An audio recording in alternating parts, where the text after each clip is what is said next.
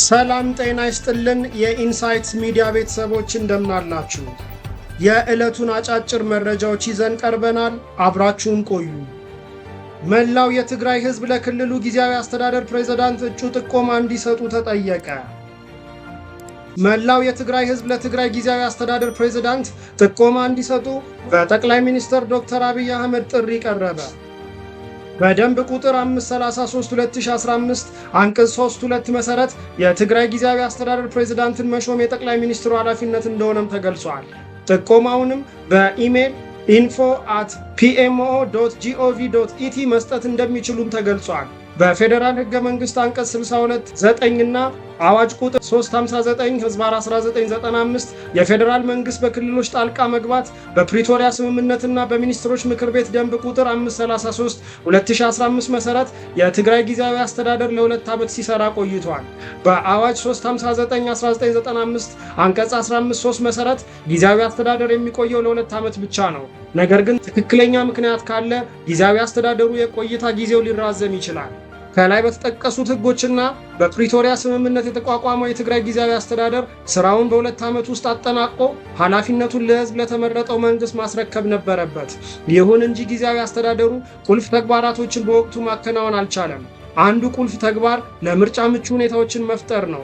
ይህ ተግባር ካልተጠናቀቁ ተግባራት ውስጥ አንዱ ሲሆን የህግ ማሻሻያ በማድረግ የጊዜያዊ መንግስት የስልጣን ጊዜ ለ1 ዓመት ማራዘም አስፈላጊ ሆኖ ተገኝቷል። በሸቀጦች ላይ ምክንያታዊ ያልሆነ የዋጋ ጭማሪ በሚያደርጉ ነጋዴዎች ላይ ፈቃድ እስከ መንጠቅ የሚያደርስ እርምጃ ወስዳለሁ ሲል የመቀሌ ከተማ አስተዳደር አስጠነቀቀ። የመቀሌ ከተማ አስተዳደር አላስፈላጊ የዋጋ ጭማሪ አድርገዋል ባላቸው ነጋዴዎች ላይ እርምጃ እየወሰድኩ ነው ሲል ገለጸ። በሸቀጦች ላይ ምክንያት አልባ የዋጋ ጭማሪ በሚያደርጉ ነጋዴዎች ላይ ፈቃድ እስከ መንጠቅ የሚያደርስ እርምጃም ወስዳለሁ ብሏል። በተጨማሪም እስከ መጋቢት 30 ድረስ ነዋሪው በተመጣጠነ ዋጋ ሸቀጦችን ሊገዛቸው የሚችልባቸው የቅዳሜና እሁድ ገበያዎችን እንደሚያስጀምር ገልጿል። በቂ የሆነ የሸቀጥ አቅርቦት እያለ በጣት የሚቆጠሩ ነጋዴዎች በተለያዩ የከተማዋ ዳርቻዎች ሸቀጦችን እየከዘኑ እጥረት እየፈጠሩ ነው፣ ያለ አግባብ ዋጋ እየጨመሩ ይገኛሉ ያሉት ከንቲባው በእነዚህ ነጋዴዎች ላይ ህጋዊና አስተዳደራዊ እርምጃዎች እየወሰድን ነው ብለዋል። በአንድ ሳምንት ብቻ ባካሄድነው ዘመቻ ከ17000 ሊትር በላይ ነዳጅ የተደበቀ ተይዟል፣ መንግስት እንዲወርሰውም ተደርጓል ነው ያሉት። ፍርድ ቤቱ በፍቅር አጋሩ ግድያ በተጠረጠረው ድምፃዊ አንዱዓለም ጎሳ ላይ ተጨማሪ ምርመራ ጊዜ ፈቀደ። በፍቅር አጋሩ ቀነኒ አዱኛ ግድያ ተጠርጥሮ በእስር ላይ የሚገኘው ድምፃዊ አንዱዓለም ጎሳ ዛሬ መጋቢት 17 ቀን 2017 ዓ.ም ለሁለተኛ ጊዜ ፍርድ ቤት ቀርበዋል።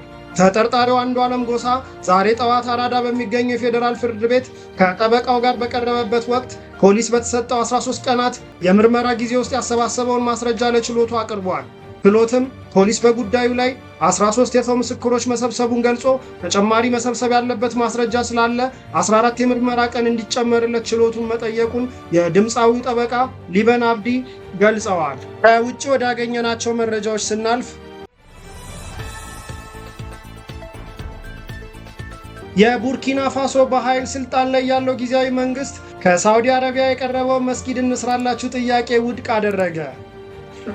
ሳውዲ አረቢያ በቡርኪና ፋሶ ከ200 በላይ መስጊድ ለመገንባት የገንዘብ ድጋፍ ለማድረግ ጥያቄ ብታቀርብም የቡርኪና ጊዜያዊ መንግስት 68% ለሚሆነው ሙስሊም ማህበረሰብ አሁን ያለው መስጊድ ከበቂ በላይ ነው፣ መስጊድ የሃይማኖት መሰባሰቢያ ከተጠቃሚው ህዝብ ቁጥጥር ጋር ተጣጥሞ የሚቀርብ እንጂ አንድ መስጊድ ለአንድ አማኝ ለማዳረስ አይሰራም፣ በቂ መስጊድ ስላለን ከቻላችሁ ሆስፒታል፣ ትምህርት ቤት፣ መንገድና ሌሎች መሰረተ ልማት እንድንሰራ አግዙን የሚል ጥያቄ አቅርበዋል።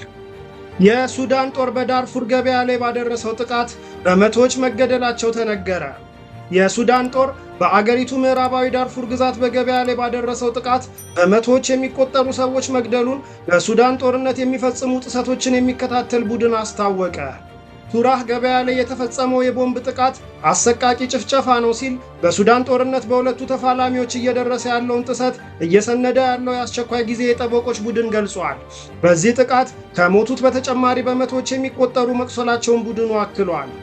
የዳርፉርን አብዛኛውን ግዛት የሚቆጣጠረው ፈጥኖ ደራሽ ኃይሉን ጨምሮ በማህበራዊ ድረገጾች ላይ የተለጠፉ ቪዲዮዎች ማንነታቸውን ለማወቅ ጭምር አዳጋች በሆነ ሁኔታ የተቃጠሉ አስክሬኖችንና ወደ ዶግ አመድ የተቀየሩ የገበያ ድንኳኖችን አሳይተዋል። ሁለቱም የሱዳን ተፋላሚ ኃይሎች በሲቪል ስፍራዎች ላይ ጥቃትን በመፈጸም በተደጋጋሚ ይከሰሳሉ። ፈጥኖ ደራሽ ኃይሉ ሰው አልባ አውሮፕላኖችን በዳርፉር ያሰማራ ቢሆንም ጦሩ ያሉትን የጦር አውሮፕላኖች በመጠቀም በግዛቲቱ የተፋላሚ ይዞታዎች ላይ ተደጋጋሚ ጥቃቶችን ይፈጽማል። እንደነዚህ አይነት አዳዲስና አንኳር መረጃዎች በየቀኑ እንዲደርሱ ሚዲያችንን ፎሎ፣ ላይክ እና ሼር በማድረግ ቤተሰብ ይሁኑ።